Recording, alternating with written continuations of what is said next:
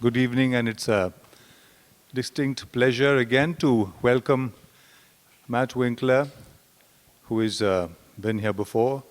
Ever since we started the Bloomberg course, Matt has been making it a point to come here every year, really, and how he fits that into his frenetic schedule, I've never stopped figuring out, but he's here. And it's wonderful to have you here again. Great to be with you.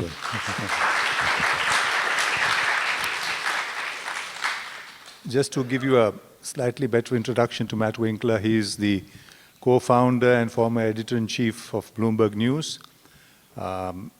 He remained editor-in-chief for over 2 decades, about 24 years, if I'm not mistaken, until 2015 or so, when John Micklethwaite, who incidentally was here a couple of years back to speak to our student, took over from him. But Matt continues to be very much active in the Bloomberg environment and ecology, you might call it that. Bloomberg literally straddles the entire globe. It's there in so many countries, some 160 plus offices across the world. It's the largest financial media software services company in the world.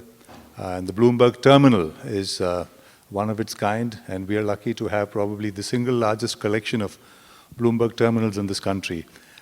We have about 12 of those terminals, which is quite a luxury. So the Bloomberg students are really pampered with that kind of exposure to Bloomberg terminals, and that's a versatile machine. It's a kind of go-to screen for anything, not just in the business and financial world, but also news in general. And so Bloomberg is perhaps one of the biggest media entities in the world today. Matt has also authored a lot of articles, and among them 2 very significant books. One is Bloomberg by Bloomberg, which he co-authored, and that, as the title indicates, is about Michael Bloomberg and the fascinating story of what he did and where he's at. And the other book is very useful for all students of journalism, not just students, I suspect all practitioners of media practitioners of journalism, called The Bloomberg Way, a guide to reporters and editors. We have several copies of the updated version, the edition of the book in the library, and those of you who haven't already come across it or are using it as reference material, I recommend that you do, because it's really a wonderful collation, a guide, a reference text for good writing, not just good writing, ethical, precise, purposeful writing in these days when good writing is a scarce commodity to begin with. We were going to engage him in a short conversation, and I want to say that it's just the initial part that I intend to be speaking, making this a dialogue. After that, we're going to open this up, and I hope that all of you will use this opportunity to interact with Matt. The timing of his visit couldn't be more propitious in one sense, because we've just heard yesterday that Mike Bloomberg, who was a contestant for the nomination for presidentship by the Democratic Party, has just opted out, and that's a good opening to start this conversation on. We did have a short discussion about this before in my room before he went on to speak to students of the Bloomberg class.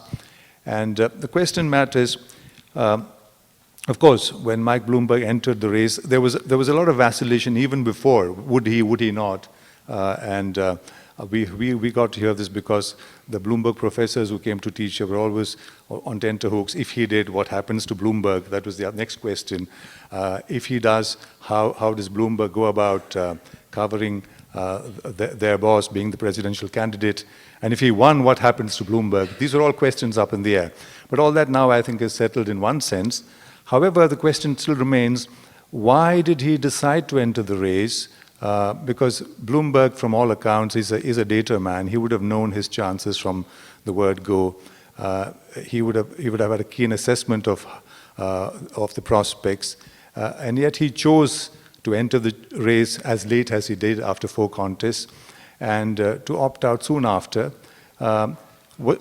Was this something that was it a failed campaign, or is it part of a larger method of something that was intended to be accomplished and that was done that we don't know about. And if there's someone who can probably address this, other than Mike Bloomberg himself, a very good next person to ask all these questions is Matt, because he knows probably Mike Bloomberg as better than most, why and how he does what he does. And with that in mind, could you address this issue of why did Mike Bloomberg decide to contest when he did and opt out when he did?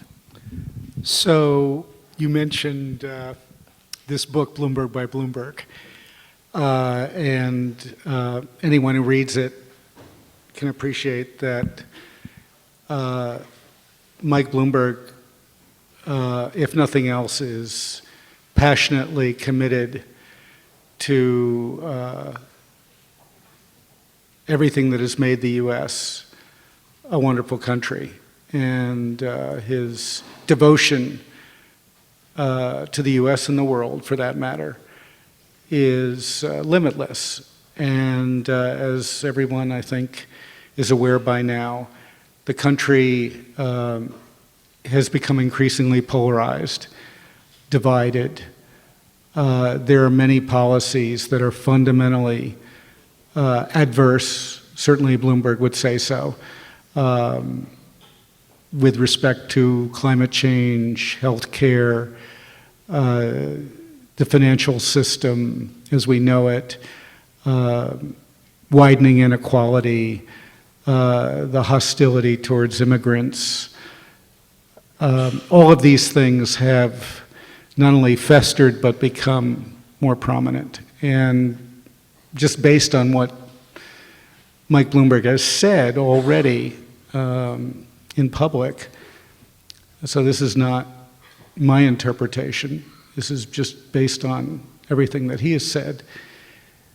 When he looked at the contest for the presidency, what most concerned him was he didn't see last year, when he made his decision, a viable alternative to what we have at the present. In other words, he didn't see anyone providing the necessary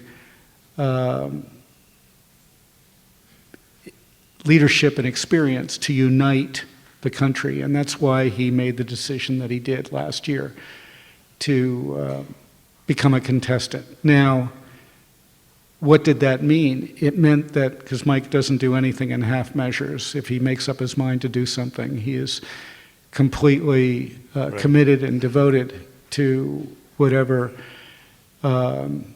his goal is, and he is tireless pursuing it.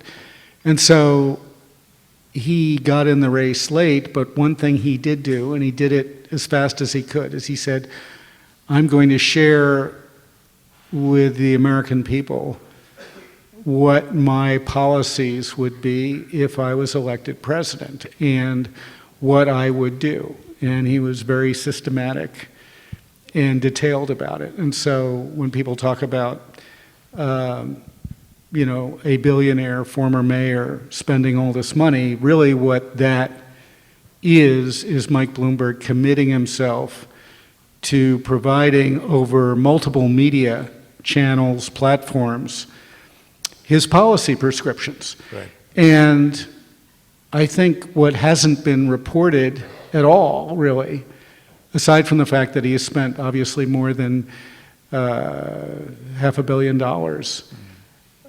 to do this, is that that money was spent to convey to people everywhere, especially in the states that we called the so-called Super Tuesday primaries, like Virginia, North Carolina, Texas, sure, California, and so forth. He provided in those states,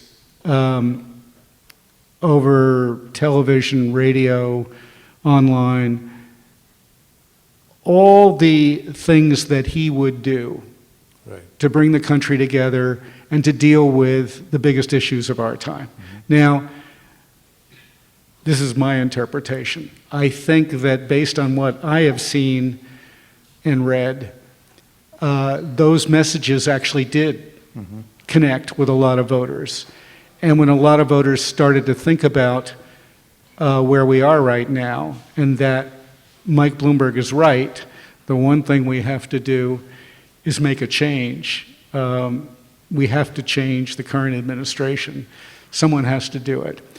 And fortunately, you could say, the message that he provided, which no one else was doing because they were all too busy competing with each other, the Democratic primary contestants were all arguing with each other in Iowa, New Hampshire, and Nevada, and so forth. But he was taking his message to many more states. And when those primaries occurred, as they did on Tuesday, I think what happened is people said, all right, what is the one surest way, the one way where we have the most confidence that we can defeat Trump? And I think they put together everything they had seen and heard that came through with the Bloomberg media, and they thought about Biden, who was always considered, of all the candidates, the most experienced, closest to the last president, Barack Obama, since he was his vice president. And Biden, to his credit, was the beneficiary of this. And so I think that's where we are. Now, as you said, Mike Bloomberg is a very rational, scientifically bent, if you will, or inclined individual who does things based on reality, which is another way of saying based on the data. And when he looked at the data at the end of the contest, Super Tuesday, it wasn't entirely disappointing because the result was that most voters had settled on a candidate who is pragmatic, experienced, knowledgeable, and actually happens to be a very good friend of his, Joe Biden. Right. Taking all that you've said on board, it still doesn't make total sense for him to actually have entered the race. I mean, certainly the money power was great. He was committing up to $1 billion, as he said, and he already spent, from what I've read, about $687 million, 550 of that in direct advertisement. And we saw the effect of the advertisements and the ratings. It shot up by 14% or so. And all that indicates that would stand the eventual candidate, presidential candidate, if he has the support of Mike Bloomberg, in very good stead.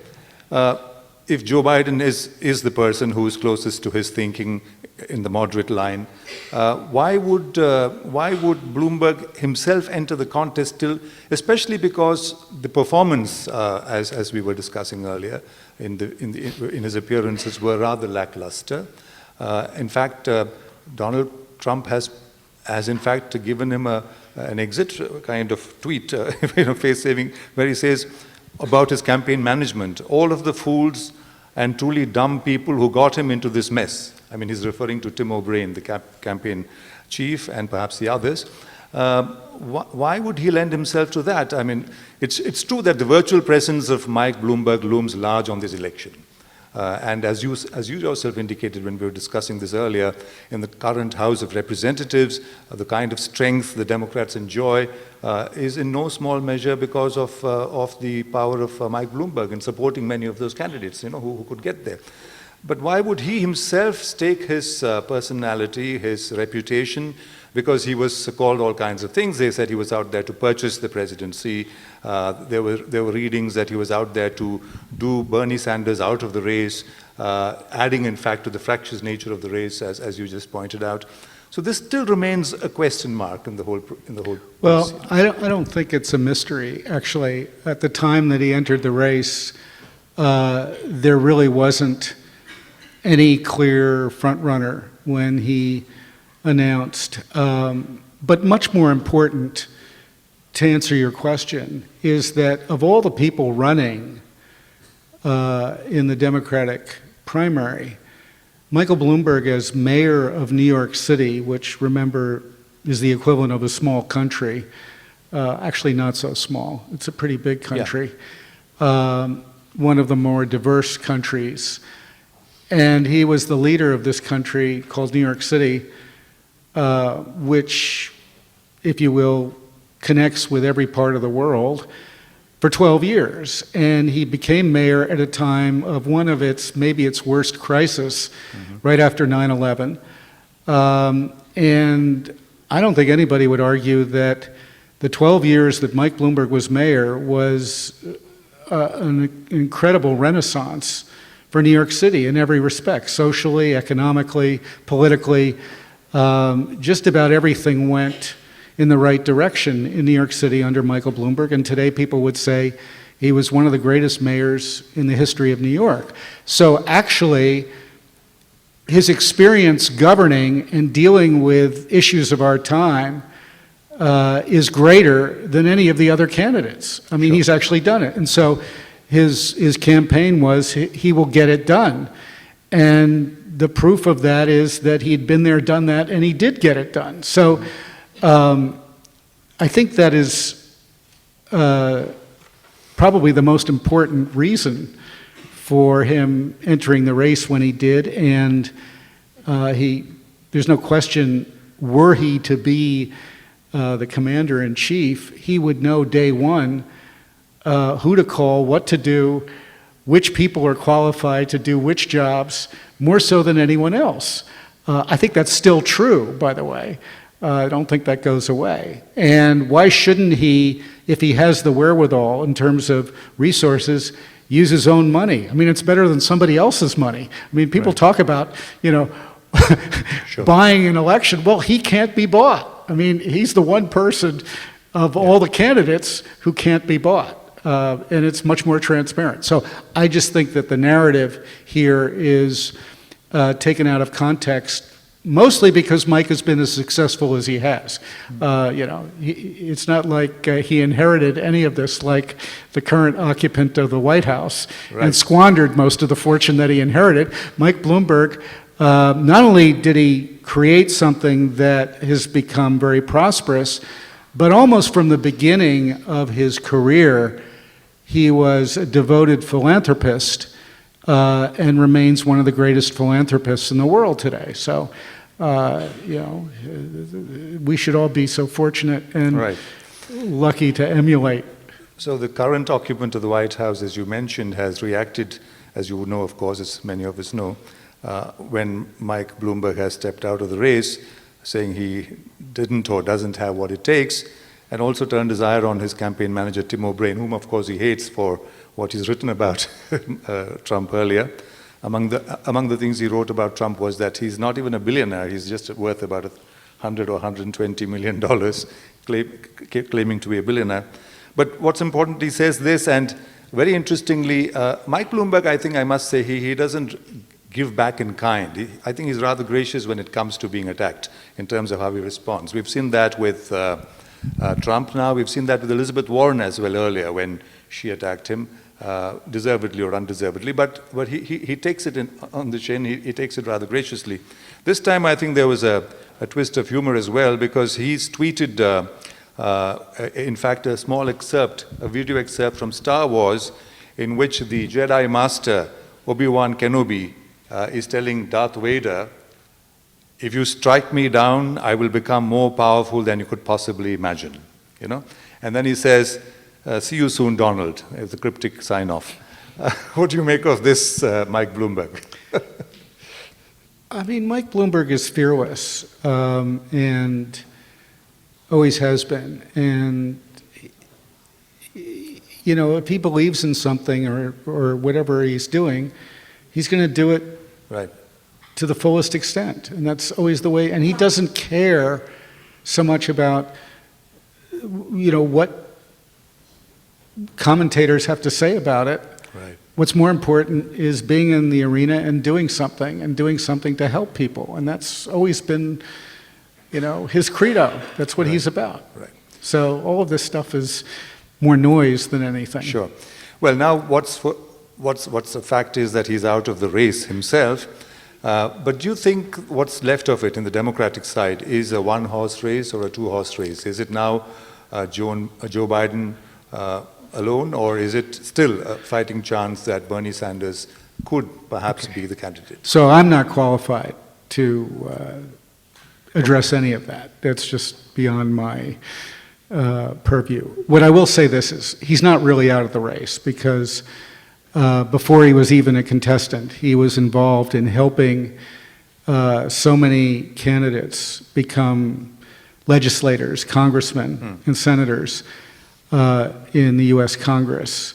And in fact, in the most recent midterm election, more than anyone, Mike Bloomberg, more than any individual in the midterm election, Mike Bloomberg was the most important contributor to the success of the Democrats returning to control of the House of Representatives. And that's borne out by the fact that most of the challengers, all of whom he supported, most of them were elected, and they were elected because he supported them. So that's not going to change. He's going to still be doing what he has been doing because he thinks this is important, and he believes that we have to change the House fundamentally so that it is democratic and that the Senate is returned to the Democratic Party too. So these things, if you will, are still there, and he's addressing them, and he's not going to go away. Between the contestants, Joe Biden and Bernie Sanders, you really don't have a preference, or would you? The most important thing at this point is that the United States has someone who can unite and not divide. And there's no question Bernie Sanders is running on a campaign to divide people, and Joe Biden is running on a campaign to bring people together. So the choice is pretty obvious. Who would you rather have, a uniter or a divider? And I think all of us at this point are pretty tired of division. It's time to have someone who is going to bring people together and work with as many different constituencies as possible, as opposed to alienating as many as possible. One striking feature of the Sanders campaign, though, at this time and the last time around, is that he has the youth, the new generation, seem to be, with him in a very big measure. Isn't that indicative of a craving for change, an impulse for change? Doesn't that add up to a lot? I think it remains to be seen. If we look at the results of the latest primaries just this week, Super Tuesday, the so-called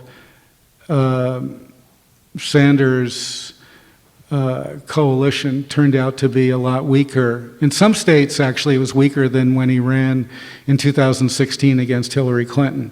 And it's not clear that he is actually inspiring more people, young or otherwise. In fact, you could argue that among African Americans, which is probably the single most important base in the Democratic Party today, and the most reliable voting base, Sanders has very little traction or credibility. And that's what Super Tuesday showed us, that among African Americans, who are without question the most important voters in the Democratic Party, Bernie Sanders is not there. But the youth seem to be intact with him. Well, there's African American youth too, don't forget. Right. Okay. Okay, so we'll move on now to something related to that, the role of the media in times like these. You talked about dividing a nation. We have a situation where, whether it's the President of the United States or the Prime Minister of India or the President of for the Philippines and many other, Turkey and so on, the media seems to be at the receiving end rather than playing an intermediary or a mediatory role. You have leaders tweeting, sometimes commonsensical, sometimes terrible comments, sometimes inciting literally divisive, inciting division in society. Is there a peculiar role, a specific role that the media has in these times when the role of mainstream journalism itself seems to be in a state of flux because of the tremendous pressure that social media is applying on it, and the way social media is leveraged by those in power, particularly those who are authoritative and totalitarian by temperament and yet in power? So I have had the honor of being on the board of the Committee to Protect Journalists for more than a decade. And the challenges that you identified around the world have been with us for decades. The surprise, I think, to all of us at CPJ is that we are actually including now the United States among the challenges, where we thought not too long ago that that's one place where we didn't have to spend a lot of energy, and of course that's changed. Right. So that's a big surprise. The advent of Trump has made that clear, and that many of the difficulties that CPJ has to address all over the world, it has to address as well in the United States. And unfortunately, you know, there really isn't or aren't too many places, large developed economies that are ostensibly democracies, where the challenges in front of journalists and a free press aren't considerable. And unfortunately, that's going to be with us for a while. So what if fierce, critical press and the First Amendment to moot perhaps isn't doing in the United States? You know, the opposition, of course, it may not be able to do in the United States. Do you think coronavirus might do in terms of posing a threat to the current presidency and his prospect of a second term? So the weather, if you like, is the enemy of autocrats. Right. And what I mean by that is, you know, Mother Nature is not something that can be controlled by anyone, or at least any human, as far as we know. Right. That hasn't happened yet.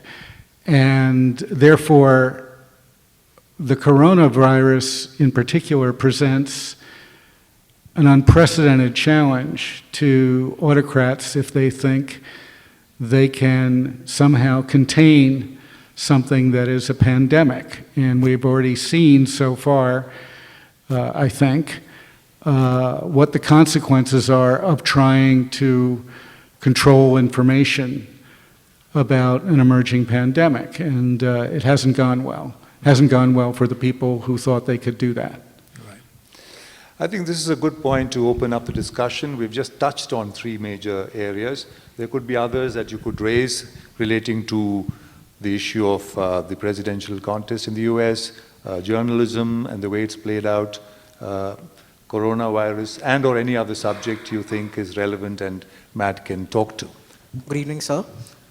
Sir, don't you think that the credibility of the media is at an all-time stake? When we talk about politicians who are actually investing into media houses, the media house actually tend to either get in support of the particular media house. So don't you think that the objective of media is actually getting lost when politicians come into play? Don't you think media houses become irrelevant or They become the mouthpieces they become the mouthpieces instead of, you know, being critical or filtering or challenging power, they become mouthpieces of power. Instead of telling truth to power, they say the mistruths that power want them to say, right? Okay. Yes, I think that there is a greater risk of not having the free press, if you will, that is necessary to encourage and protect democracy. And I think that's a risk that we see in almost every democracy of consequence, certainly the big ones, that the freedoms of the press and the independence of journalism is been compromised by economic forces and other forces. Yeah. Hi. So Michael Bloomberg said that he joined the presidential race. to fight Donald Trump, right? But he comes with his own history of misogyny and problematic comments that have been documented over decades and cannot be dismissed easily. Do you think Mr. Winkler, as a man who claims to fight Trump, he really is the best candidate? Now that he's dropped out, but do you think he really was the best candidate, the most viable candidate to fight someone like Trump, who has the same problems in a much more concentrated way? So, yes, I think Mike Bloomberg is without question the most experienced and knowledgeable and qualified person to be president. Were I to make that decision, I wouldn't hesitate. The relationship that Mike Bloomberg has to everyone in his company, remember, I mean, just to put it in perspective, I've been with Bloomberg for 30 years. I was the 454th employee. There are now almost 20,000 of us. At the time that I joined Bloomberg, the chief operating officer of Bloomberg was a woman who thrived in her career. The first manager of our Tokyo office was a woman. And when I stepped down after 25 years at Bloomberg News, most of the headcount of Bloomberg News reported to women. You can't say that about most companies or most organizations. And when you use the word document, I would caution you because actually it hasn't been documented. You know, we live in an age when people can say anything, and they do. This is the age of Twitter. And whatever they say goes around the world and stays there, whether it's true or not. And much of the commentary on Mike Bloomberg and our company, I would say, has not been entirely accurate. And if you looked at who we are and what we've become, women have always been at the forefront of Bloomberg and Bloomberg News and every part of Bloomberg. And so I'd put our record up against any company, Indian or otherwise, and say, please show me how you've done better than what we've done. You know, I started my career in the 70s as a newspaper man. I was lucky enough to be at the Wall Street Journal for 10 years. My experience with Mike Bloomberg is that I have yet to find a CEO, a leader, founder who has done more for women around the world in the business that we're in than Mike Bloomberg from day one. And I look forward to sharing all the data that proves what I just said, because that's what I'm working on now. So it's a wonderful story, actually, and I can't wait to share it with the rest of the world. Go ahead. Hi, sir. Thank you for taking the time. My question, I'm a student here at the Asian College. We're a little more idealistic, and the question is on media freedom in general. I'll give an example of what I'm trying to say. So recently in the one of the debates, Elizabeth Warren spoke about the non-disclosure agreements that Mr. Bloomberg had asked some of the women in the firm to sign. So they signed these, and one of these women has come out, and I'm of course not sure of the credibility, as you said, it's the open web, but what she said is, she'd written a piece about China. She'd received death threats, and she tweeted out that she'd received these death threats. And immediately the company asked her to put that tweet down. And there's a quote that says that if we run the tweet, China will drop us. So the idea that media freedom may be combusting from the inside, and an issue like this may exist with a company as big as maybe Bloomberg, and of course other media houses around the globe, is a problem that, you know, us students who are going to enter the media may face. So if I may have your views on that. So I would say that if you look at everything that we do, first of all, we're defined by what we publish, and that our words and what we report is the record of who we are. And if you look at our coverage around the world, whether it's China or anywhere else, Bloomberg has been singled out for its fearless and definitive coverage of many different topics, whether it's China or anywhere else, and that speaks for itself. So I would just say we should be defined by what we write, not what we don't write, but what we write and what does that record show us. The second thing I would say is that as a profession, we make a mistake if we assume that the protections which are arguably unique in the United States with respect to the First Amendment can be applied everywhere else. And it's a much more challenging role that we have every time we go and work in a country where we don't have the protections that we take for granted often in the US. And so that's not just our challenge, it's everybody's challenge.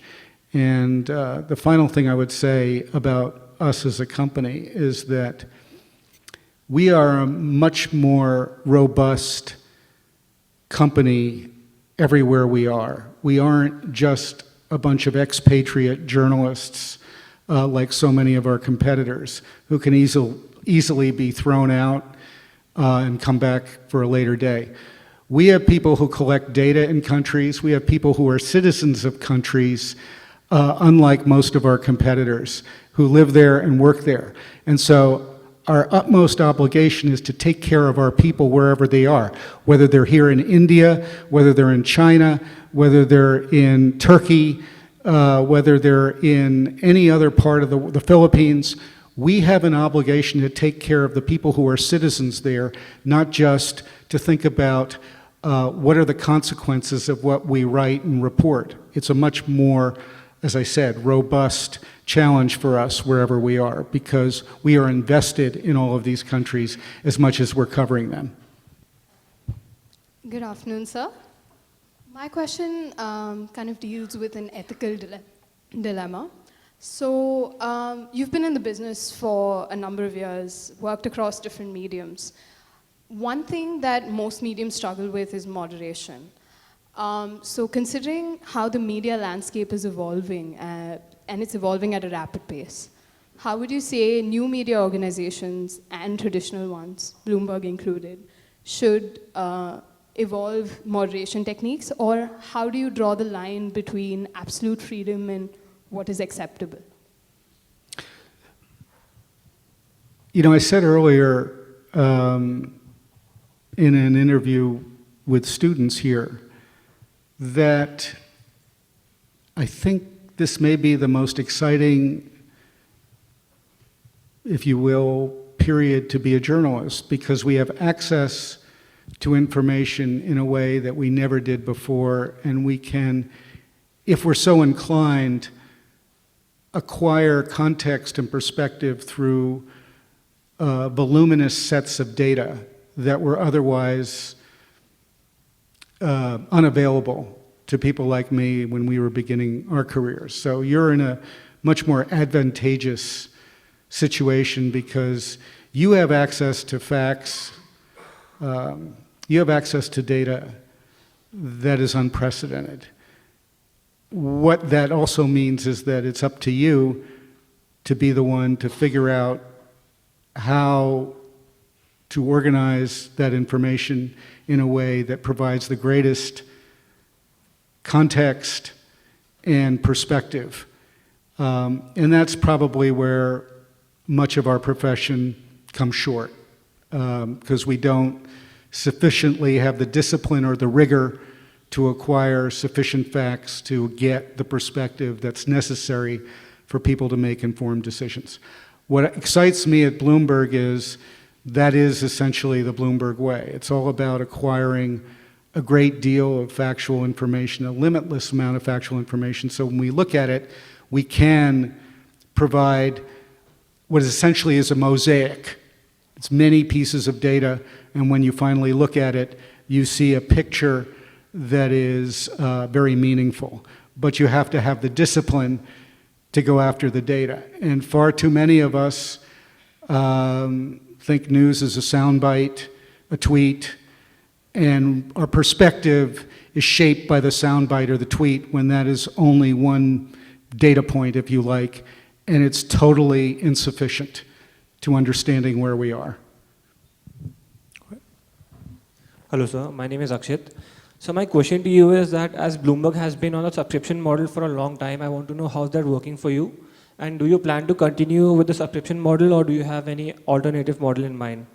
And second question is, don't you think this makes the whole journalism kind of undemocratic because everyone cannot access Bloomberg as they want to? Do you intend to continue with the subscription model as a revenue model? And isn't that, second part of the question, rather undemocratic because not everyone can access the information and news, and be informed citizenry in that sense? So during the financial crisis of 2008, when so many media companies were firing people because they couldn't afford journalists anymore, one of my former colleagues used to refer to Bloomberg as a hire free zone. The reality is that in the past 30 years, I don't think there's a news organization that has given more employment opportunity to journalists anywhere in the world. We've hired more journalists than anyone since 1990. I think nobody comes close. We've gone from one person to more than 3,000. We're still the only news organization that's growing. And what is it we're doing? We are the only news organization that sued a central bank in the world and won. We sued the Federal Reserve. Happens to be the biggest central bank or the most important one. What was that about? It was about making the world of money transparent so everybody in the world could understand what the Fed was doing in the worst recession since the Great Depression after the financial crisis. We're the only news organization that has sued the Fed. So I kind of think that we put our resources to good use. We've given journalists opportunity that they never would have had before. We've trained them. The ones who have left have broken my heart, but they're doing very well elsewhere. Thank you very much. To the extent that it's possible, what we do is available to a lot of people because not everything that we write and report is buttoned up. So much of it is shared, is available to anyone, whether they have resources to pay for it or not.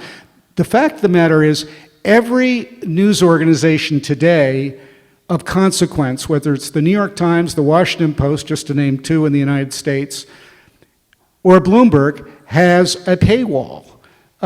There isn't any at this point that wants to give journalists a viable career that has come up with a better model than a paywall. And by the way, Bloomberg had the first paywall. Okay, before people talked about digital, back in 1990, before people knew what the internet was, Bloomberg was digital or internet 4 years before Netscape introduced the internet to the world. So we've been very consistent. In fact, if you go back to our earliest days, we were just a handful of people, and now we're 3,000 in news, and the company is almost 19,000. We're the only one that hasn't changed. We're still the same. Everybody else has been bought, sold, merged, conquered, acquired. We're still the same. We're still who we were, and it's a good model. Yes.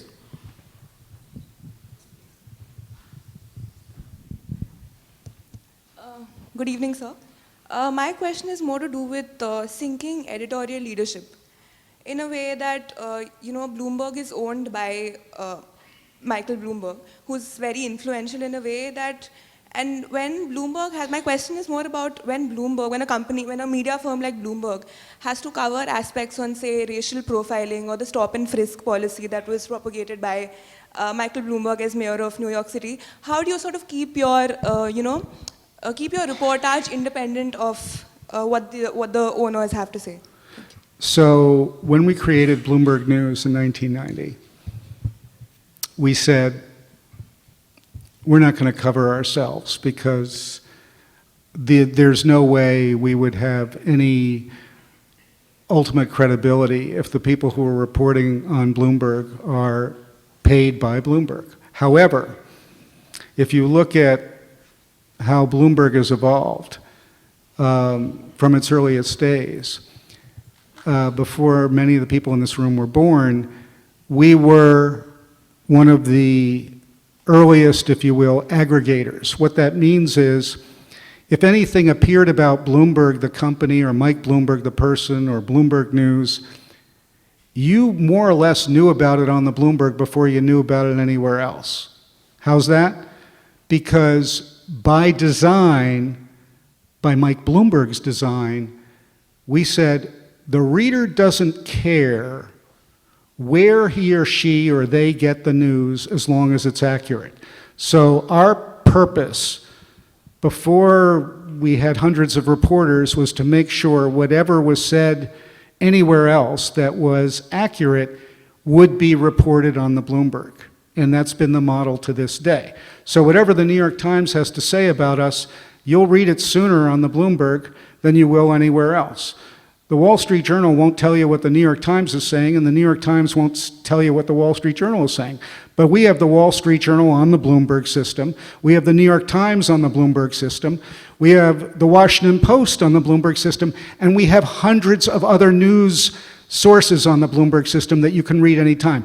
And they, by the way, say a lot of things about us that aren't entirely flattering, but you can read them first on the Bloomberg. Yes. Yeah. How does Bloomberg carry its ethical value when Michael Bloomberg was standing in presidential candidate? So what's like hand on hand? Can you elaborate? How does Bloomberg Carry its ethical value when Yeah. Michael Bloomberg stands as president? Yeah, correct. Sorry, what's the... Well, it's not. He's suggesting that how does Bloomberg continue to maintain its ethical standards when Michael Bloomberg stands for president? Correct, yes, sir. Okay, so it was mentioned before, there's a book called The Bloomberg Way. I had something to do with it. And it's all about how we go about reporting not just on other people and the world and companies, but also as it relates to ourselves. And it's all about, more than anything else, being transparent. I mean, that's probably the most important word here, and probably the most important aspect of Bloomberg as a company is that if there's anything it's devoted to, more than anything else, it's about transparency. In other words, whatever is out in front of us that we don't quite know enough about that we should, we do everything we can to make it transparent. Whether we write it, report it, or someone else does. Now, there's a famous Supreme Court justice in the 20th century who said, sunlight is the best disinfectant. And that's pretty much what we believe at Bloomberg, that sunlight is the best disinfectant. Hello, sir. Sir, my question is that Michael Bloomberg earlier denounced President Trump's hateful rhetoric and said that he is divisive and portrayed himself to be the adult in the room. And yet in a tweet, Mr. Bloomberg called the president a carnival barking clown. So was he in any way really ever elevating the discourse? Yeah, he was reminding everybody that Donald Trump had 6 serial bankruptcies in the 90s before serial bankruptcies meaning he defaulted on his debts, he didn't succeed as a businessman, and that the only part of his career where he actually was successful was being an entertainer. So that's pretty much the definition of a carnival barker, if you ask me. Nothing he did in business was successful other than persuading people in an entertainment platform to be contestants. And so, yeah, I think it was absolutely the right thing to say at the right time and probably should have been said a lot sooner. Yeah. Go ahead. Yeah, he tweeted out an edited video where he asked the other candidates, has anybody here, has anybody else here started a business? And it's an edited video where the pauses are a lot more elongated and there is a shot of a candidate stuttering. And so you can argue that this would have been posted for entertainment value, but isn't this technically misleading the public? Sorry, what's the question? He says Michael Bloomberg tweeted an edited video where he asks, has any other candidate started a business? And as a response to that, you have some snatches of candidates stuttering. I mean, it's obviously chosen, selective video editing to show them in a comic light. Is that Yeah. your point? Is that ethical? Okay, so I'm not part of the campaign. I don't have anything to do with it, and I don't have enough awareness or knowledge to know exactly what is done during the campaign or how it was done, other than hearsay, which is what you're referring to. So I'm the wrong person to ask on that. Sorry. Yep. It was tweeted out by Mike Bloomberg, so not hearsay. She counters. Okay, I watched the debate that you're talking about. All right. And as an observer of the debate, he did make that point. My memory is that unfortunately it was a profound point and it didn't get the attention that it deserved, so I can understand why he'd want to tweet it to the extent that he could, as much as he could, because it really was, as far as I'm concerned, the most important point in the whole discussion, which is who is the most qualified candidate, who has the most experience, who has done the most for the most people, and that was reduced to whatever, 2 seconds in my observation of that debate. So yeah, I think he should have tweeted it to the extent that he could. Any more questions before we... Yes.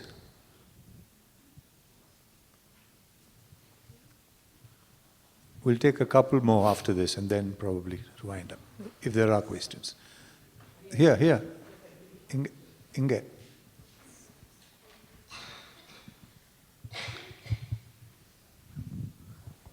Hello, sir. So my question is more on the media coverage on pandemic. So in this case, coronavirus. So during our health reporting, we came across this specific point where whenever there's a pandemic or that hits the world, the pharma industry is very much part of the news industry to dictate the panic and sort of create this sideways industry of like how countries will buy a lot of medicines for a certain pandemic and then it kind of dies out. But then in the meantime, the farmers make a lot of money. So I was just wondering that with corona, like in this particular case, do you, would the media, is the media alarmist in its reporting right now? Because it's a very nascent at this stage. And what do you think how the global pharma companies across the globe will react to this? Like, what is the business aspect of this pandemic in terms of medicines? Am I? So you're identifying a very challenging assignment that requires many stories or many aspects of reporting that here's hoping would converge and provide something thematic. But it's very difficult because you're talking about different economies, some of which are command economies, some of which are more capitalist and free market economies. Pharmaceutical companies operate in all kinds of economies with all kinds of laws and regulations that differ from country to country.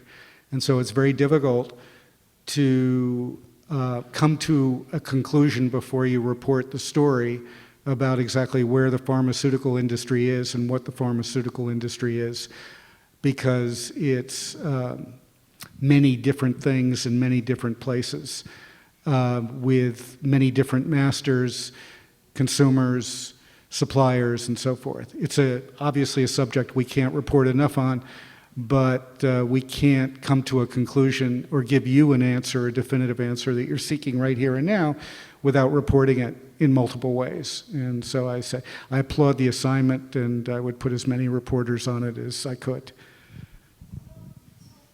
Yeah. Can you speak into the microphone? Yeah. So maybe in case of US, if we were to just take United States. Okay, so many of the pharmaceutical companies that are in the US are actually multinational companies. They're not necessarily US owned companies, although they have US shareholders. They're companies that are based all over the world. Some of them are based in the US, but some of them are not. And they're competing in a global market, not just the US market. And so that's why I said it's very complicated. It's not so simple as having some idea of who these companies are and what they should be doing and when they should be doing it. You have to know a great deal about every place they're operating, all their customers, wherever they are, and who they're answerable to. Hi, Mike. I'm Danya, a faculty member here. I'm just curious, we are living in an era of misinformation and disinformation. Has the fact-checking process that's followed by Bloomberg journalists, can you help us understand how that has evolved? Or if there's been any change in the way you go about your fact-checking process? So when we conceived Bloomberg News 30 years ago, the most important, if you will, credo, which we said to all concerned, three most important things in journalism are accuracy, accuracy, and accuracy. We didn't invent that one. Fortunately, it was there for us to seize. You've heard the comment, the cover-up is it's usually worse than the crime because it compounds the crime. So that is the essence of why fact-checking, otherwise known as, in our business, corrections, are important. And I think in our earliest days, we were really the only news organization that published every correction now and forever. In other words, they never disappeared. So it was kind of painful for me, actually, the older we got. But better that we should own up to any mistake, whatever it is. And by the way, if you misspelled a word, whether it was someone's name or even something more basic, that was a correction at Bloomberg News. And as far as I know, it still is. But we said from day one, we're going to be more credible and have more authority if people know that we're determined to correct our mistakes wherever they occur, however they occur, sooner, more, better, faster. And that's been our philosophy. And, to give you an example of just why that's so important, in 1998, we were unfortunately duped, like so many other of our competitors, by disgruntled employees at a company who had sent us a fictitious press release. And in our determination to be competitive, we wound up being the first to report what was erroneous information, although it was soon followed by other people reporting the same thing. We obviously felt terrible about it, corrected it, and it was one of those days where I was answering questions from sunup to sundown about what we did, and I said, look, this is entirely, as far as I'm concerned, my fault, because I'm the person at the top, and whatever mistakes we make, I'm responsible for, whether I happen to be at the beach, which is where I was that day. Didn't get to see much of the beach. But the point is, accountability is everything. And when you are willing to take responsibility for your actions, however painful it is, that's the first step towards pursuing the truth. And too often that gets neglected. And I think at Bloomberg over 30 years, we have been very consistent about owning up to whatever mistakes we make, and I think that's the most important part of who we are. To wind up, if I might, I'd like to ask two quick questions. One, the subscription model has been the Bloomberg model from, say, day one, whereas the real world of the media, the rest of the world of the media, we seem to be transitioning from the advertisement-dominant model to probably a future of a subscription-driven model. In your opinion, is the advertisement-driven model on its last legs in that in the sense that it's not going to be viable for too much longer? And will all media have to move into the subscription model in one form or the other? The second question is, the success and size and the tremendous scale and growth of Bloomberg and other media entities of that kind, would the sheer success of that itself be a problem? I mean, if we see, say, Robert McChesney, a media pundit, and others, and to sum up a book that he wrote, Rich Media, Poor Democracy. The richer the media, the poorer the democracy, in the sense that it becomes a behemoth, it begins to set the agenda rather than just describe what's happening around you. Do you think there's a danger, because we see very little of smaller media initiatives, the viable media, economically viable media seem to be becoming concentrated and more powerful and big in nature.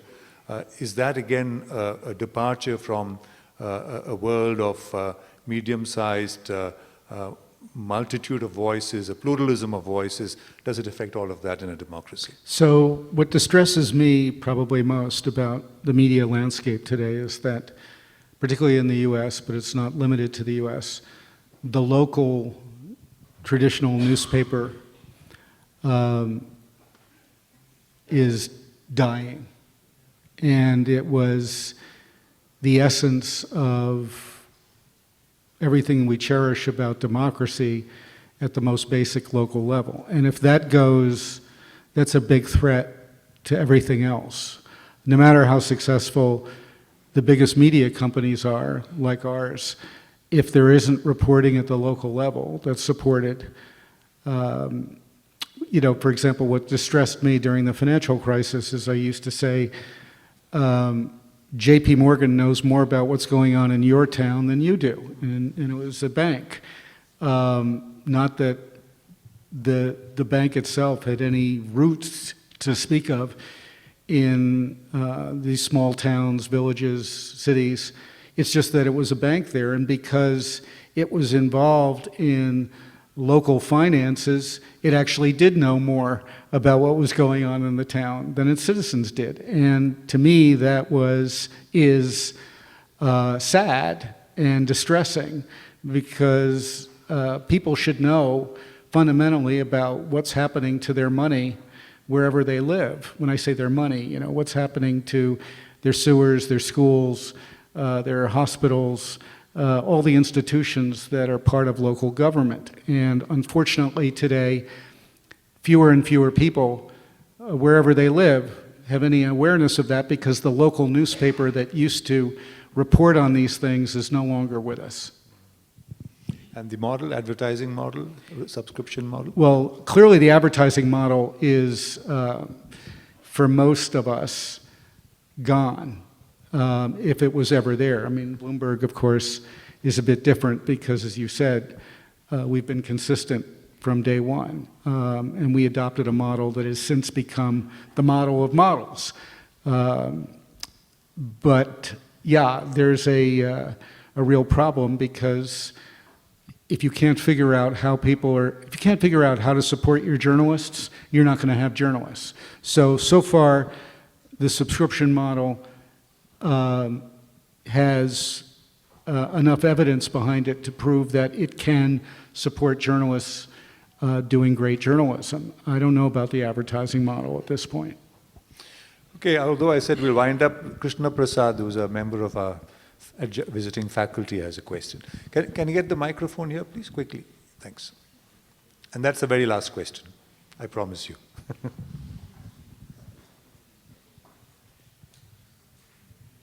Mr. Winkler, I have a triple-barrel question for you.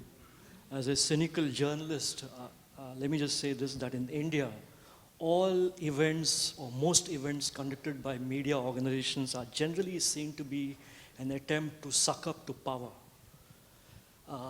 Bloomberg conducted the Bloomberg Global Business Forum Summit sometime in September last year, where Prime Minister Narendra Modi was interviewed on stage by Mike Bloomberg. My first question there is this something Mr. Bloomberg does very often? Secondly, if he did not, was this somehow related perhaps to his emerging presidential campaign, which is on the lighter side?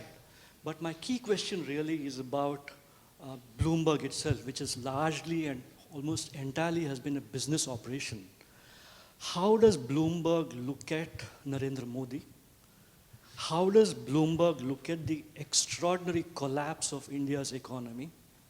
And thirdly, and most importantly, as a company which believes in data, how does your company and your employees here, so many of whom are around here in India, how do they look at this absolute contempt that India has developed under Narendra Modi's government for data, where nothing can be trusted, no number can be trusted?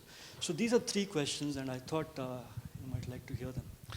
So, I can't speak to the events that you were talking about because I was neither involved nor familiar enough to speak about them or address them with any definitive answer. However, I would say the big answer to your questions, which are all related, is covering countries as big and complicated as India, and there are many. I would say the answer to your question is with difficulty.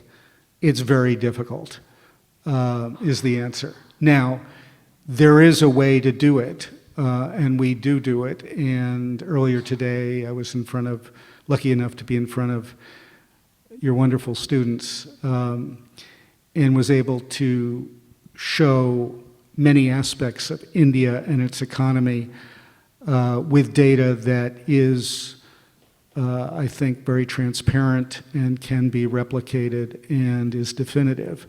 And out of that data, we are able to report some things about India that we think are reliable, entirely accurate, because what we are able to report can be replicated, not just by us, but others. But we do have at our disposal data, and our reporters have at their disposal data that isn't as widely available to others. And if we pursue that data with our best effort, we can enable people in India to understand much better where India is in the world relative to other countries. I mean, I think that's ultimately our strength, and I also think that that's where we provide the greatest value. What we can do at Bloomberg here in India that I dare say no media in India can do as well is we can show to India how India compares to every other country, say in the emerging market, by any number of criteria. And it's that relative value comparison that we provide about India to Indians compared to Brazil, or compared to Turkey, or compared to China, or compared to the US, that enables people in India to understand better where India is economically, financially, as a market in the equity, as a market in debt, and so forth, with as much clarity as I think anyone can provide, if not more so. And that's adding a great deal of value. And so that's what we've always done. I think we do it now more, better, faster than ever before, and that's what we'll continue to do. Thank you. I think we'll leave it there, and I think we've covered fairly good ground. It's been a fairly stimulating, interactive session. Thank you, Matt, for being with us again, and do come back again. Thank you.